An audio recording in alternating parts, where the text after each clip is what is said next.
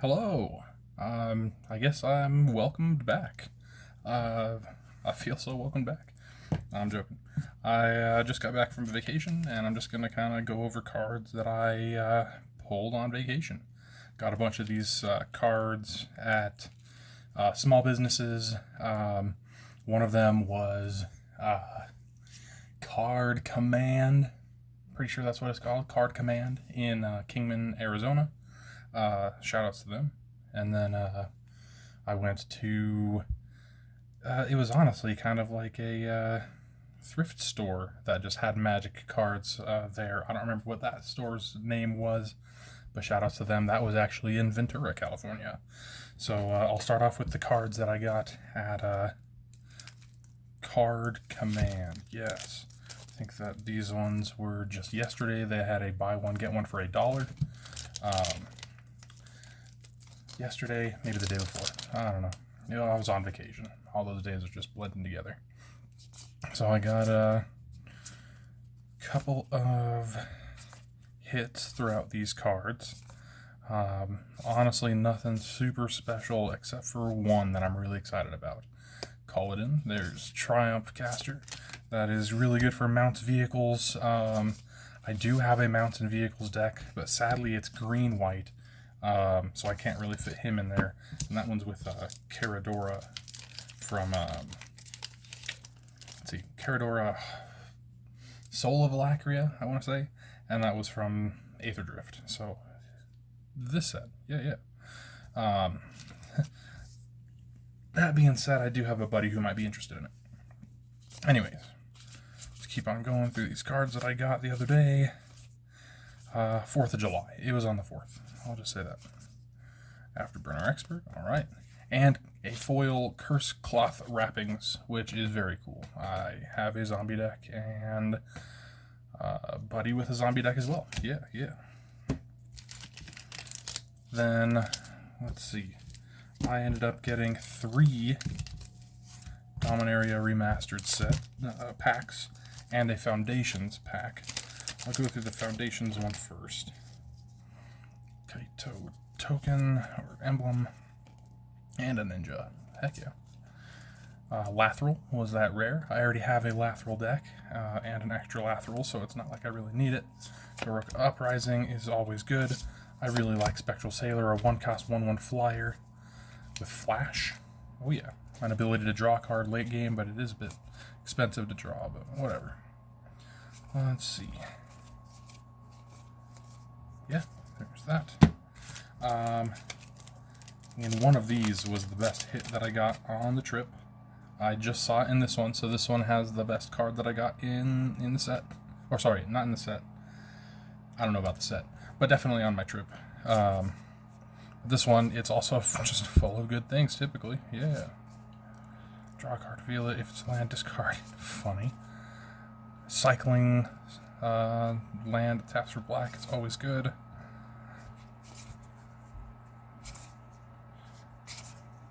And Forgotten Ancient is great. I'll use that. Avarax is interesting. I ended up pulling 3 of them. And I pulled my very first Mystic Remora in a foil. This one, I looked it up and it was $45, and that pretty much paid all of the cards that I bought that day. And the ones that I bought on 4th of July, actually. So yeah, that was awesome. And I'm going to be using it. I want to say it's going to go into my Archimandrite deck, because that one's just trying to draw cards no matter what. That's where I have my One Ring, for example. So Mystic Remora is also a fitting card in there. Oop. That's not what I want. Here we go. Whenever another creature enters the battlefield, you lose 1 life. That's kind of funny. Make 2 goblins and has Storm. That's good. That's great. Enchanted creature has tap. This creature deals 1 damage to any target, which can be busted. Yeah. Alright. Prevent the next 5 damage. That would be dealt this turn divided as I choose. That's cool. I typically see that as just like to the next thing. Gamekeeper. When it dies, you may exile it. If you do, reveal cards on the top. Until you reveal a creature, put that card onto the battlefield. Put all other cards revealed this way into the graveyard. That could be really nice. Corrosive Catacombs, I will use it. Sulfuric Vortex is actually really good with all of those group slug decks that have been coming around. I love that swamp. That's a good swamp. Speaking of, that was a good mountain. And final pack of these. The rest of them I did not keep the pack sleeves just for storage. It was a bit more cards that time. Discard a card and switch its power and toughness, so it become a 3/1. That's neat. And it's a free discard. There's that other Avarax. This one's a cycling card that taps for a red, so that one's going to be going into my Kiri Talented Sprout deck.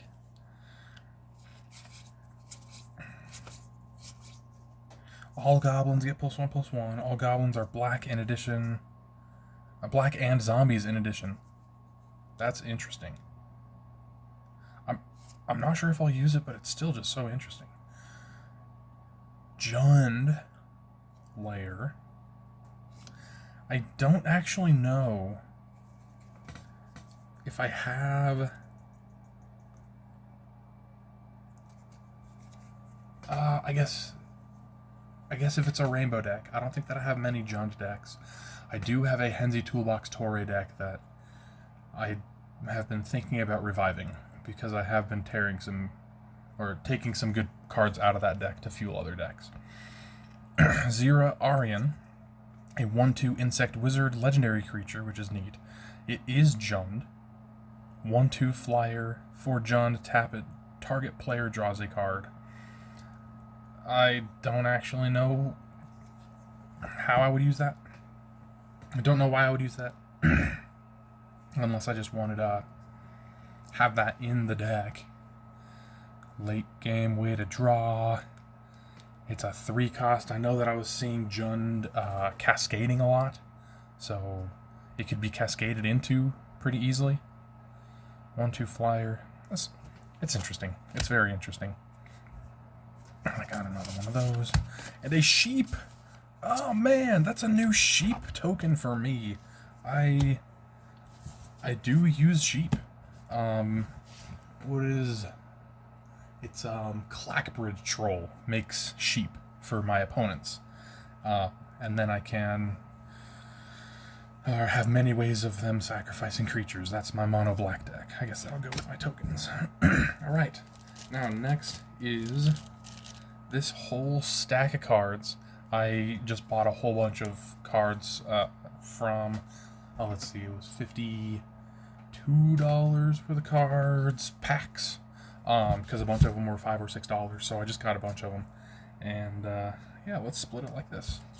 That'll be just about perfect. I got some Dominaria Remastered, got some Bloomburrow. I'll see more of them as we go. A 6 cost 4/5 that taps for 3 green and also has forest cycling is neat. I think that I'll actually take that and put it into my Lathril deck, probably. Horseshoe Crab probably has infinite combos that I just don't have the cards for. Sun Clasp. Nice Gate Familiar. Always a good pull. There we go. Terminal Moraine. Tap 2, sacrifice it. Search for a basic land. Put it on the battlefield tapped, then shuffle. So not only am I paying 2 and sacrificing this one to search for a land, I don't even get to use it. The only plus side is that it enters untapped and taps for a colorless. I'll keep it for something. It could be useful in something like my desert commander. That's Yuma Proud Protector. That one could be decent in there, just searching for a basic land. It sacrifices itself, which makes Yuma cost less. So it is a bit roundabout, but it does work with my commander. Wild Dogs I ended up getting a number of. At the beginning of your upkeep, if a player has more life than each other player, the player with the most life gains control of Wild Dogs. Also has cycling. No clue. I don't really have a dog deck. I have a cat deck, and my cat deck has life gain, so I guess I would have this most of the time. And funny enough, I have a card that gives my cats protection from dogs, so if it was to lose my, not go under my control, then it would not really matter if the stars aligned, but it's also a dog, and it does not belong in my cat deck, Spirit Monger. Whenever it deals combat damage to a creature, whenever it deals damage to a creature, not even combat damage, put a 1/1 counter on it. There we go. Becomes the color of your choice until end of turn. That's kind of neat. That's also is a 5-cost 6/6. I like that. Thieving Magpie. Ugh. Interesting. It's a bird.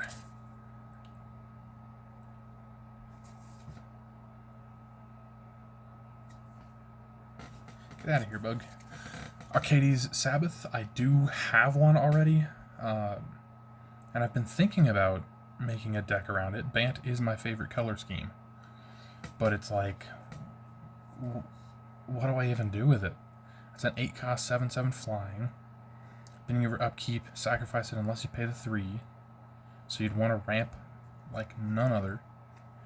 Each untapped creature you control gets +0/+2 as long as it's not attacking.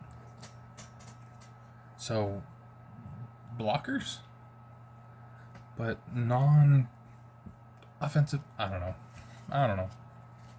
Maybe not. High Tide.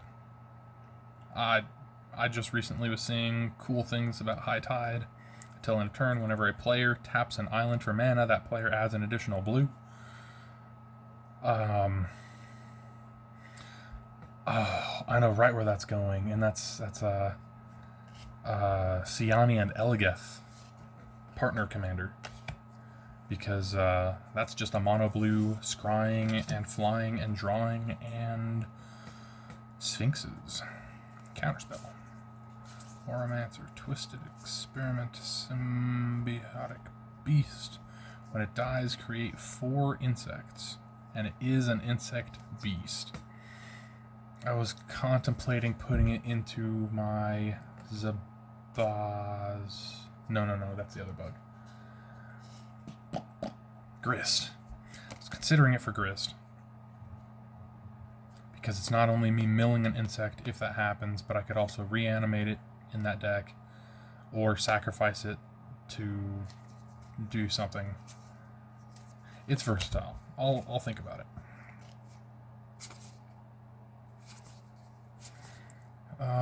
This one's also probably going to go into Kiri. Another Spirit Monger, that's neat. Wrath of God, Borderless. Freaking cool. I'm definitely going to put that somewhere. I need more board wipes. I always need board wipes. Spirit Link is going to go straight into Light Paws, because this is 1 white, enchant creature.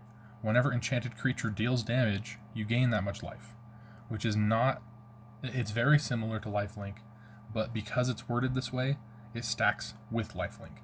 Lifelink and Lifelink don't stack, but this would stack with another copy of Spirit Link. If I'm understanding this correctly, which I'm pretty dang sure I am. Been playing for a while, but who knows, I did get Zabaz wrong. No, I'm not a perfect player. I can't say that anyone is, except for maybe Duke Reed.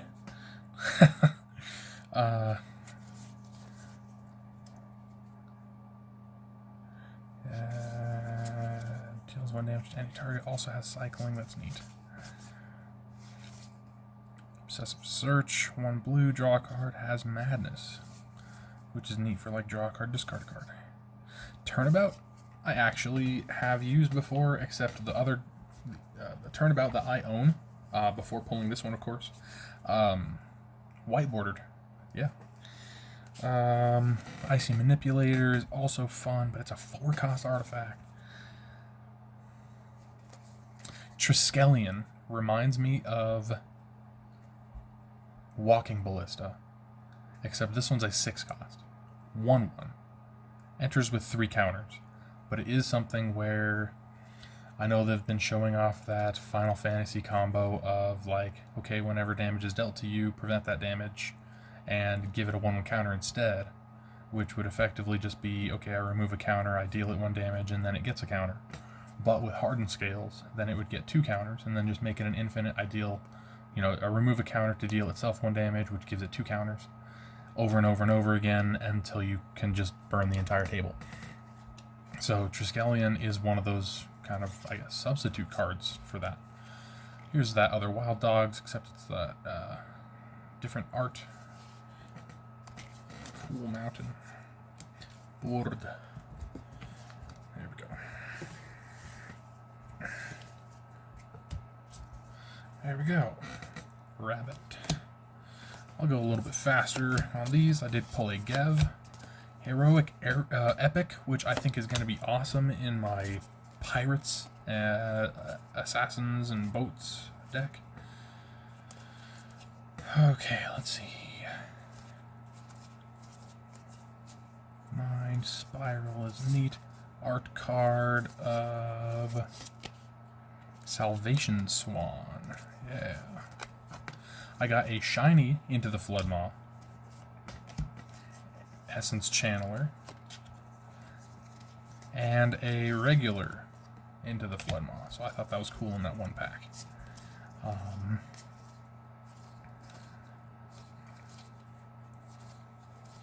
There we go. Cool. And then this is that Dominaria United, I want to say. This is almost like Chaos Warp, but for a lot of targets. 6 cost, exile up to, okay, it's exiled, not shuffled back in. Exile up to 1 target artifact, up to 1 target creature, up to 1 target enchantment, up to 1 target planeswalker, and or up to 1 target land. For each permanent exiled this way, its controller reveals cards from the top of the library until they reveal a card that shares a card type with it, puts that card on the battlefield, then shuffles. I think that's very cool, because, well,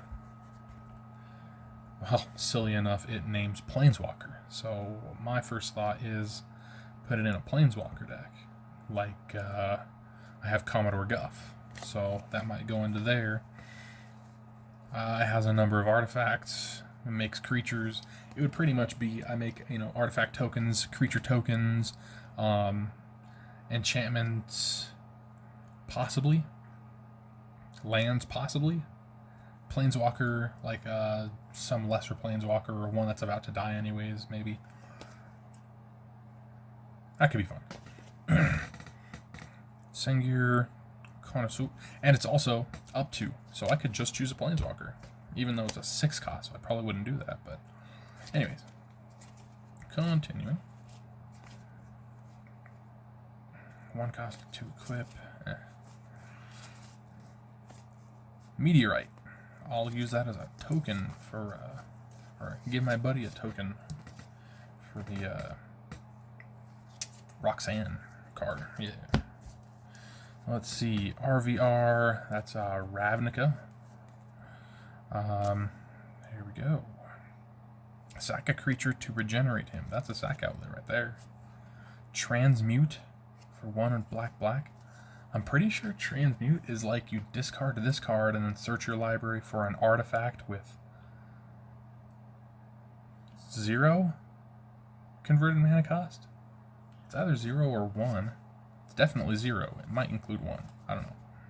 And it has fear. Okay, it's versatile enough. That's interesting. Tamir Houseguard. Target creature gets +3/-3. Destroy target non-basic land, and Bedazzle deals 2 damage to target opponent or planeswalker.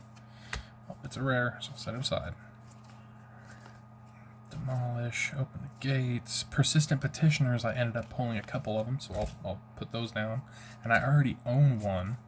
I don't have more than the 3 that I was just mentioning. Shiny, what would that be, like promo shooting star thing, Mayhem Devil? Awesome. Quasi duplicate. But the thing is with the deck that I'm planning on putting the Teysa, Putrefy, sure. Persistent Petitioners. Tap 1 and target player mills a card. Tap 4 untapped advisors you control, and target player mills 12 cards. A deck can have any number of cards named Persistent Petitioners. If I were to use it, it would go into my Archimandrite deck, which I was mentioning a little bit earlier, but that's for a different reason than earlier, because the Archimandrite focuses Artificers, Advisors, and Monks. And this is a Humid Advisor. I could have any number of them in the deck, and I could use something like I can't even remember the thing. I guess there's Maskwood Nexus as an example. All of my creatures are Advisors, Artificers, and Monks, and so I could not only use them for the Archimandrite to tap and draw, or also threaten mill.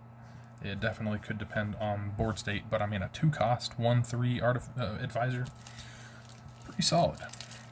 Alright, now I'm going to get into the final 5 cards that I got. I purchased these at a GameStop. This was in Kingman, Arizona as well. And yeah, I'm just going to show these off because I think they're fun. Well, the first 2. I'll just take these out of these sleeves. So, Dr. Julius Jumblemorph. One of my buddies pulled this card when, Unfinity was kind of popping. Unstable. And I just wanted one. I have a deck that he would just fit perfectly in, or I could try and, make it into some kind of a Rule 0 commander. But it is a 4-cost 4/4 legendary creature. Dr. Julius Jumblemorph is every creature type, even if this card isn't on the battlefield. And whenever a host creature enters the battlefield under my control, I may search my library and or graveyard for a card with Augment and combine it with that host. If I search my library this way, I shuffle. So pretty much I have a number of those cards from that set, and they were really fun. So I could do like a half cat, half octopus or something like that. And the cat is whenever you... No, the cat is something like you roll a d6 and gain that much life. And then that's when it enters the battlefield. But then making it the octopus half is, whenever something else happens, you roll the d6 and it gains 3 life. Or gain life equal to the rolled value. My favorite one is half kitten, which is, like I was saying, the half kitten half. Is when it enters, you roll the d6 and gain that much life. But then the backside of, half kitten is whenever you take damage. So the combination is like whenever you are dealt damage, you roll a d6 and you gain that much life. So it's kind of up to, odds and whatever, but it could be, okay, I take damage from 3 different sources, I'm rolling 3 different dies, and I'm gaining as much life back, more life back.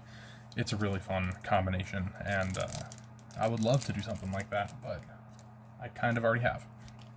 Just not as a commander. I got Space Bellerin. So this one is another unset, except this one I think is Unfinity. Yes. 4-cost Jace. Starts with 3. It's a 2, a white and a blue. Has Space Sculptor. Space Bellerin. Space Bellerin divides the battlefield into alpha, beta, and gamma sectors. If a creature isn't assigned to a sector, its controller assigns it to one. Opponents assign first.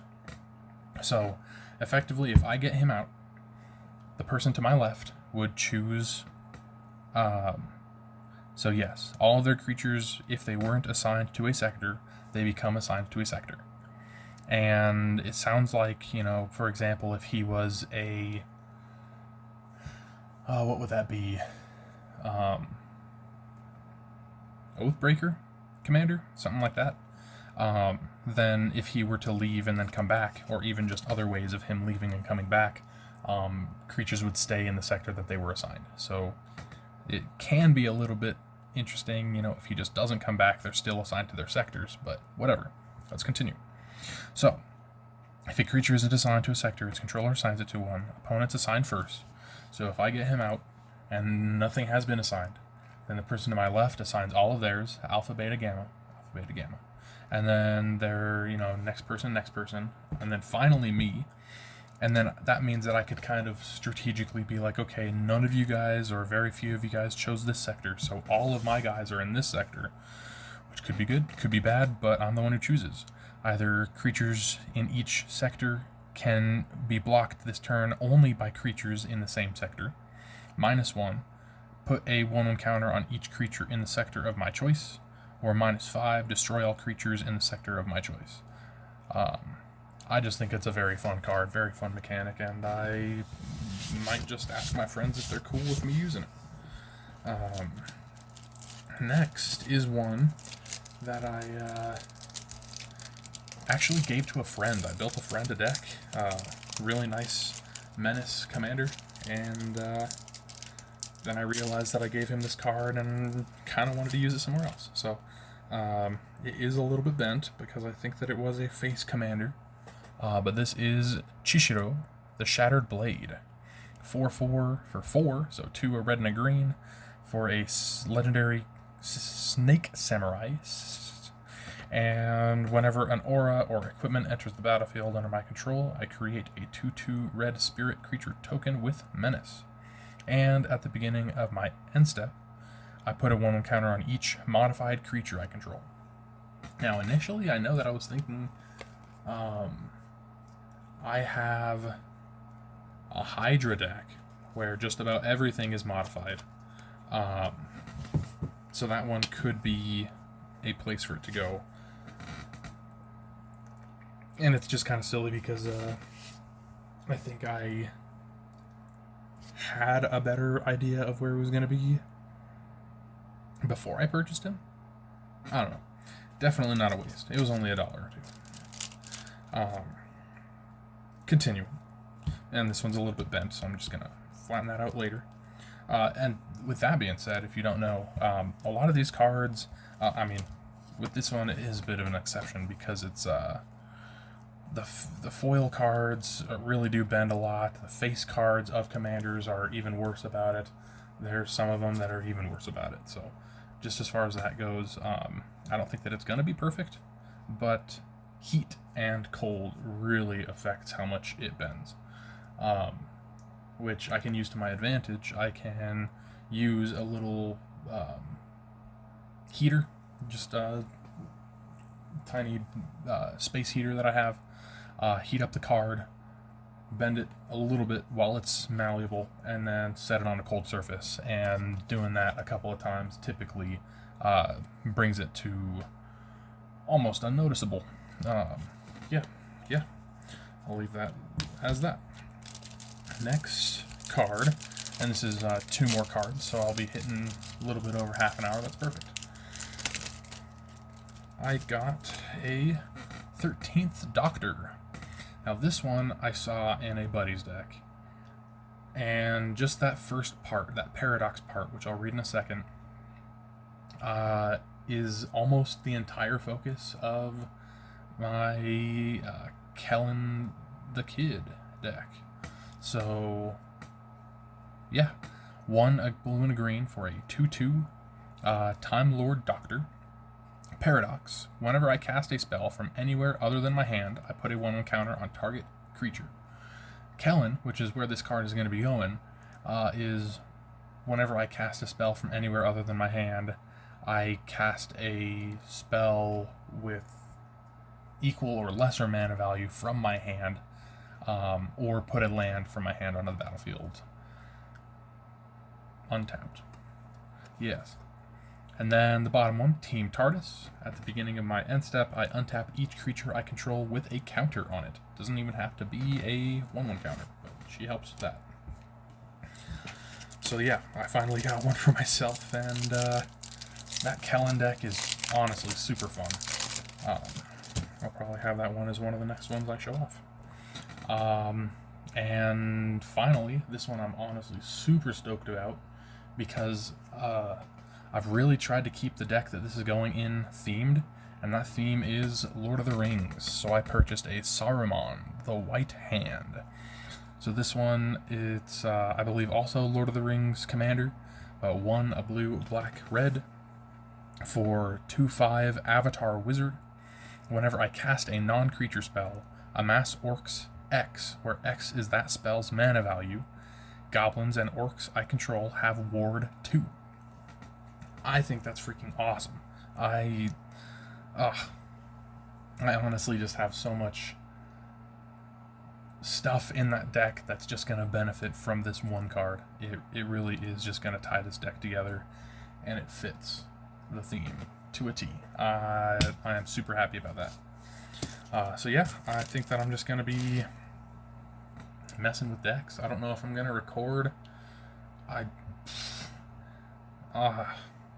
I would love to be streaming on Twitch or something like that, but I don't have a way to like stream and have it right set up, because I'm still working on my setup. Anyways, if you guys watched, if you guys stopped in, I appreciate you guys. Hope you are, I don't even know. I understand if you're not as stoked as I am about my cards, but know that I will be using a lot of these. Okay. Hope you guys have a great rest of your day, and I will see you on the next one. Later.